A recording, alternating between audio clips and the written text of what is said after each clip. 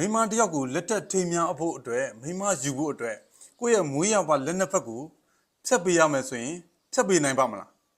ဟုတ်ပါတယ်တကယ်ကိုမလွယ်ပါဘူးဒါပေမဲ့မိမတယောက်ယူဖို့အတွက်ကိုယ့်ရဲ့မွေးရပါလက်နှစ်ဖက်ကိုဖြတ်ပေးရတဲ့ဒါထူးဆန်းတဲ့ delay ရှိတဲ့ရွာလေးတွေတကယ်ရှိနေပါတယ်ဗျကျွန်တော်တို့အားလုံးအတူတူကြည့်ကြရအောင်ပါ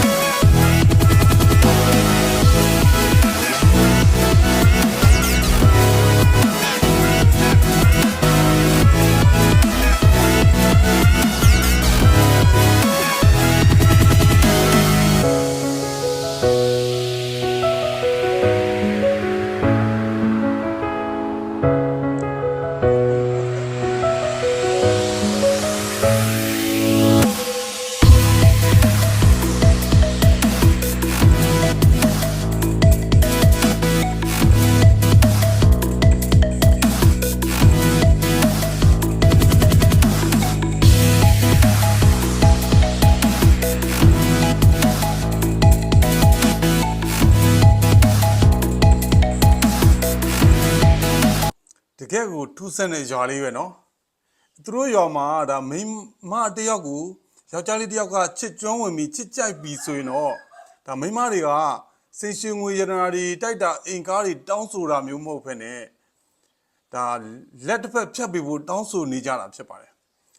ယောက်ျားလေးတွေကလည်းဒါကိုချစ်တဲ့မိမတယောက်ကိုဒါကိုရဲ့ချစ်ချင်းမြတ်တာတွေပြသဖို့အတွက်ဒါသူတို့ရဲ့လက်နှစ်ဖက်ကိုဒါများများဖြတ်ပေးနိုင်လေများများပိုသစ္စာရှိလေများများပိုချစ်လေလို့ဒါယူဆကြတဲ့အတွက်ကြောင့်မို့ဒါသူတို့ရဲ့လက်တွေကိုဒါဖြတ်ပြီးတော့ပေးနေကြရတာဖြစ်ပါတယ်သူတို့ကိုယူပြီးပြီဆိုရင်လည်းဒါယောက်ျားတွေကထားနေဆရာတော်ခိုင်းတာလို့အိမ်မှုကိစ္စတွေကိုအထူးသဖြင့်လောက်ကြရတယ်လို့ဆိုတယ်ဗျာနော်မိန်းမတွေကအပြင်ထွက်ပြီးတော့ဒါစီးပွားရေးရှာပေးတယ်ယောက်ျားတွေကတော့အိမ်မှာနေပြီးတော့တောက်တူမဲရတယ်အိမ်မှုကိစ္စတွေလှုပ်ဆောင်ပေးကြရတယ်လို့ဆိုတယ်ဗျာနော်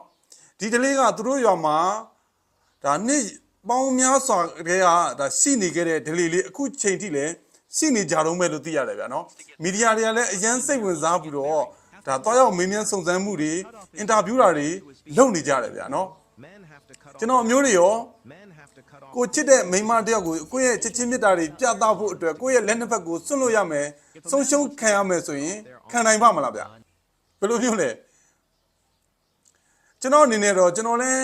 အဲ့ဒီရွာမှာလူဖြစ်ခွင့်ရခဲ့မယ်လူဖြစ်သွားခဲ့မယ်ဆိုရင်တော့သူတို့လိုပဲမိမတယောက်ရဖို့အတွက်ကိုယ့်ရဲ့လက်နှစ်ဖက်ကိုဖြတ်ဖြစ်လိမ့်မယ်ထင်တယ်ကျွန်တော်မျိုးတွေရောဒီဗီဒီယိုနဲ့ပတ်သက်ပြီးတော့ကိုယ့်အမြင်ကိုယ်ခံစားချက်တွေဘယ်လိုရှိလဲကောမန့်မှာရေးခဲ့ပေးပါအောင်ဗျ